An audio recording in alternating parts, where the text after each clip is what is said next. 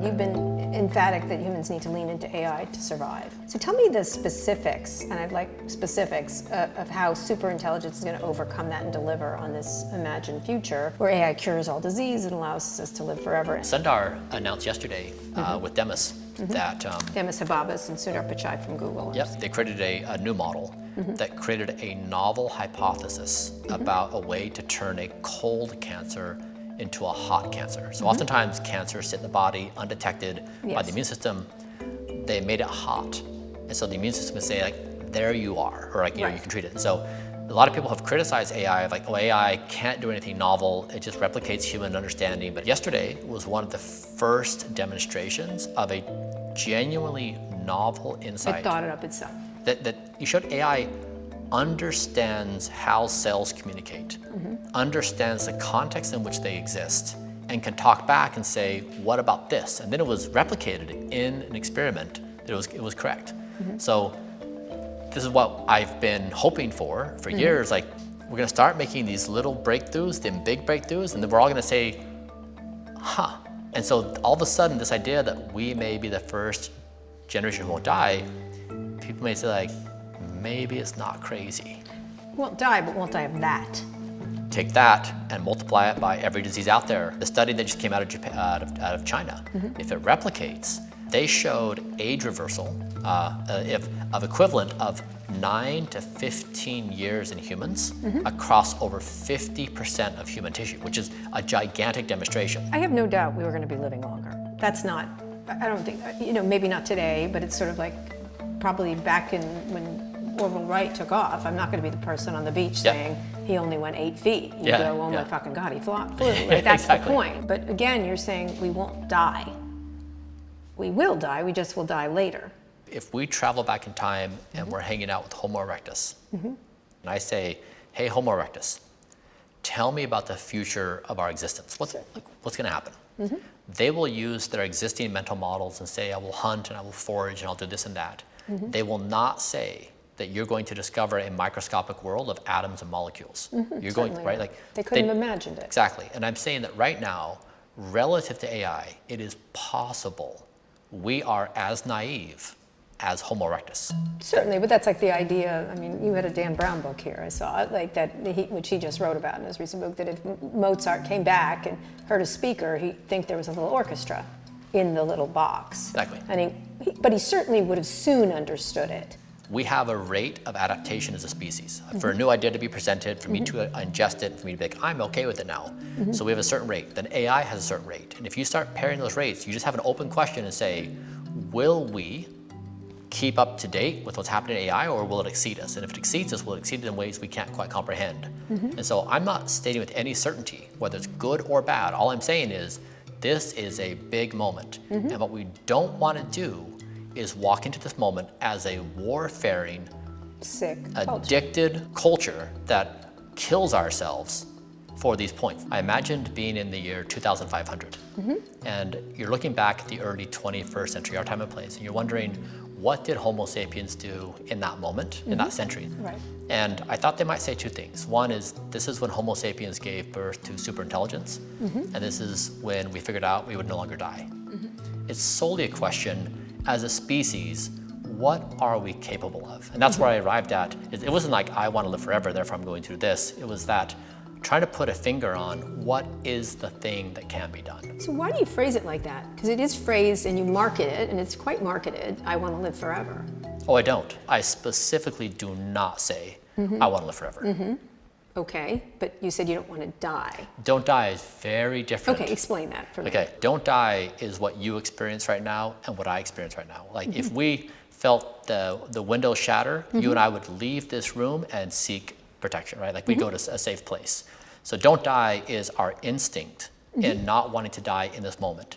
And so this goes back to, this is gonna be one more step for you. Okay. So in marrying the two concepts of giving birth to superintelligence and we are the first generation who won't die, my entire endeavor is not about health, it's about AI alignment. If you just have to create a practical map and say, what things need to happen in order for us to solve aging? We know a jellyfish can be immortal, we know a hydra can be immortal, we know that immortality has been solved in biology. It's just not in the human species. To do that, you probably need to have like a You mean the jellyfish at the bottom of the sea, those jellyfish? Yes, exactly. Right. Okay. If you say, how could you practically take those learnings and apply them to human?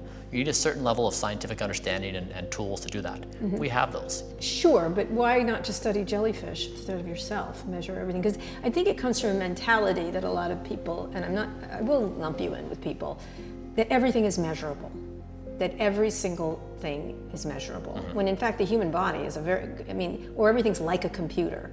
It's not like a computer. The human brain is not like a computer. If you look at the depths of it, I've become the most measured person in the world, offering a demonstration of what characterization can happen. And then I sift through the entire thing and say, I'm gonna give it to you for free. I open source those and say, you can do your own thing. Like, I will tell you exactly how to make it. And when you go out in the world right now, it's absolute disaster. So how do you isolate the impact of each of these protocols, especially about short-term and long-term safety, and confidently endorse their effectiveness? Yeah, I mean, we do this. We just completed a study looking at hyperbaric oxygen therapy. We just did it with Sana, where we measured over 100 biomarkers. Before I did hyperbaric oxygen therapy, I did the therapy. We isolated all my therapies during that time period, and we measured my biomarkers again. So yes, it's imperfect because there are variables we can't control in the world, but generally speaking, it's a fairly controlled experiment. Many of the studies around hyperbaric are mixed. Hyperbaric oxygen therapy has been the most efficacious therapy we've done. That you've done Yeah. for your body. But we look at population level evidence. So it's not just mine. We say, what does all the evidence say of the people who've done this? What kind of effect size did they see in their brains, in the microbiome, in the telomeres? And we say, what does mine show? Right. So we just have a comparative set. Yeah. So, but what I'm saying, considering the wide variations in human biology, are they even comparable? That is, it's possibly irresponsible to say one thing that happens to you is the thing that happens to another. Large-scale, double-blind, placebo-controlled trials are the gold standard. Sure. We all want them. Yes. In the meantime, everybody needs to make decisions on what they do in life. And so what I'm trying to do is I say, okay, look, here's the evidence base for hyperbaric oxygen therapy. Here's the population level data. I'm going to do this experiment, measure this, do the therapy, and share my results. So I share it. Then I can say, hey, everybody, if you want to repeat my experiment, you can do the following thing. The vector of criticizing me for experimenting and sharing results, right? It's such a narrow. Well, I think it's because you're an influencer, and there's plenty of bad information. What is the alternative? So what do we do? The standard gold standard Who's gonna of fund it? double-blind. Well, you're rich. Yeah, how many studies could I fund? A lot.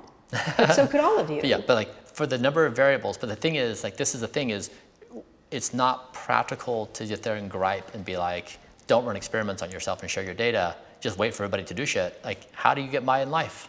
What do you do? Well, I think people think you should not be using your data to represent things and make decisions, but isn't the gold standard So of nobody should double-blind. experiment. No, I didn't say that. I said, I think you are you're under describing your influence, I would say. If you look at the range of the health advice out in the world, we're probably the safest vector of advice out there. You are. Yeah. Because We follow. it happened to you? No, because we follow the most robust scientific evidence in the world. You really do not worry if they're not gold standard studies. It's just, this is what happened to me, folks. Even in the gold standard studies, you're going to have limitations. And every scientist that has written a paper knows like that they have arranged that data in a certain way and made certain complicated decisions with that data. It is never clean. It is always complicated. And so this is the thing is, when scientists come at me and they somehow want to maintain some kind of higher position, that is not the case. I think that's just it. Maybe some of them are worried. Hey, I look. Safety. I have seen this behind the scenes process now. I did not become educated as a scientist. I have sat in these rooms and I've been in these conversations where people are trying to figure out how to present a data set to the world in the paper they're writing. They have incentives to write papers that achieve certain outcomes to be in certain journals. It is not a sacred process. It is a vicious competitive process. So when they attack you, when these scientists attack you for being, a con man, I've heard that many times. Yeah. I'm not a con man. I'm just telling you what they're I'm doing my experiments. I'm sharing my data, right, to the best of my ability. But when they come at this as somehow I'm the person that needs to be ridiculed because this method is not good, I'm going to point the spotlight back and say the public is not aware of what you do. I understand what you do. It does remind me a little bit of tech people who do this, where they go. I remember having a very elaborate conversation with Mark Zuckerberg about problems on social media, anti-Semitic stuff, many years ago. This was a decade ago. And I said, down the line, this is going to be bad. Like, ultimately, when the toxic stew gets down the line, it's going to cause problems. And he literally goes, but what about cable? I'm like, yeah, no, that's an industry that's declining. So I'm going to look at you, who's going on the up. And he goes, well, what about newspapers? And I'm like, again, it feels a little shifty. It's like they're also corrupt, is your argument, or they're not corrupt? No, I'm saying that I am trying to solve a very practical problem that exists for billions of humans. What do I do? And on that stream of thought, it's like, who do I trust? How do I know what to do? How do I know what a process is? And I'm trying to say, like, here's a way to think about it. Here's how you understand scientific evidence. Here's how you understand measurement. I'm trying to like a basic class in scientific method and medical measurement for the human body. Right. Then I become a focal point of criticism of how everyone disagrees with that methodology. Right. Which is fine. Like, that's what science is, what society is. That's why. So you think it's because they're priests and don't want to give up their priestly robes? That is the natural human response to any kind of situation. When every ounce of your life is measured, are you living? If you have a dashboard on your car, you're not going to be like, way too much information, really don't care about the oil. You know, The oil is different than all the rest of the nonsense. Or when a baby is born, you're like, honestly, too many panels for the baby, too excessive, just give me half the measurements. So it's always the context on the frame. When LeBron James goes to bed on time and eats well and exercises and measures his metabolic activity, people are like, that's amazing, LeBron. When I do it, the reason why they criticize me is they don't know the category I belong. Except LeBron James plays basketball then. What is your goal in that regard? I'm trying to demonstrate the science of aging. So a living experiment to actually quantify. Now this is useful because if somebody has a health issue, it becomes real, right? It's no longer like this, oh, this dude's a motherfucker. It's like, how do I actually know what works? And that's what I'm trying to show them, is there is a scientific process to measure, do something, and then measure, which is weirdly absent from medicine. The point I'm trying to make is not that we've solved aging, not that we know everything. I'm trying to show that you can approach health with a scientific method. That's it. That you can. Which a lot of people do. I think you're not the first to do it. Just you. Sure. But I'm saying, like, this is the point I'm trying to make, though, right? Is that health generally in America right now does not follow the scientific method. Please elaborate. When you go into your doctor, right, and it's like, I have a blank thing going on, you get prescribed the drug, right? Sometimes. It's usually not like, let's do a comprehensive panel of markers, let's assess where you're at now, let's assess what the potential therapies could be, let's then do that therapy and measure the markers again. Right. It's expensive and doesn't fit into. Yeah, you're talking about preventative care over the course of a lifetime. Even constant monitoring. Even robust care, if I have an issue, and it just. It doesn't operate in that capacity. Well, so it's solving a problem in the immediate. That's what you're talking about. Yeah. Versus a systemic. You're talking about a systemic solution. Yeah, exactly. And I'm trying to basically say that, like, this is a reasonable approach of how everybody should be managed. Okay, you got a lot of attention for publicly saying you're no longer taking rapamycin after nearly 5 years of experimentation, off-label experimentation. It's still far from being proven to extend life in humans. But doing things to your body based on preliminary and cherry-picked data hasn't stopped people from doing it. So why make such a big stink about this change in protocol when in fact there is potential? Why did you do that? Do you worry that your public criticism might have real impact on funding for necessary research around something like this that might be helpful to people? I mean, as you said, the rapamycin is kind of like the golden child of the longevity community. It's one of very few things that actually gets a high praise from a wide range of scientists. Right, a little bit like Ozempic right now. It's a drug that suppresses the immune system, and so it's not free. You have to pay the consequence of a whole bunch of side effects like mouth sores, disrupted lipids, metabolic activity, et cetera. You said that. So it also suppresses cancer surveillance cell activity. So it's suppressing an important part of your body which otherwise looks for cancer. And so we just said, we don't think this trade-off is worth it because we have risks that we're not quite certain what they are and how significant they are. And then a month later, there was a study that came out in Yale that showed that on 16 epigenetic clocks, methylation clocks, it increased the speed of aging. Right, you said that. And so, yeah, I mean, I think it's like one of these things where we're early days for biological aging. We don't know what's going to work and what's not going to work. It was a reasonable decision. Do you think you did damage to real research into something that might potentially be very important for humans? Like, Maybe. because you have influence. Like, pretending you don't have influence is kind of silly. Maybe even increased it. Increase funding because they don't believe you? Because it now has a new hurdle to overcome. There's a new objective to demonstrate that it's efficacious in certain ways. You're a friend by being difficult. Yeah, but like, yeah, what you're trying to do is you're trying to characterize the drug. You're trying to basically say, how can we see both the benefits and the side effects and then weigh those two? So we offered further characterization of it. How do you handle the criticism that you were doing it to take attention away from that New York Times piece about you? For example, that was one of the accusations. Oh, no, it's not related. Not related. Yeah. So you don't feel like this author, is saying you're doing damage to the real longevity research by saying it doesn't work, essentially, to your followers? Yeah, I mean, you could easily frame that and say I'm doing them a favor, right? Like we identified it's increasing the speed of aging. We identified the side effects. The strongest proponent of rapamycin died of brain cancer. So We you know, don't like know if that's why. we don't know why. We don't know. We don't know why, right? But he was on a very high dose. But I'm just saying it's potentially useful to call attention to something that's Yeah, not. that's a little bit like the vaccine people. I found 6 cases. It's not. There's nothing wrong with looking at it, but it's certainly, you know, we have measles now after 20 years of not having measles. Yeah, I mean, it's a question: is rapamycin? We're just asking questions sometimes, or ignorant, or trying to create ignorance. No. No. This is all about characterization. This is all about Okay. how do you make informed decisions with very complicated topics.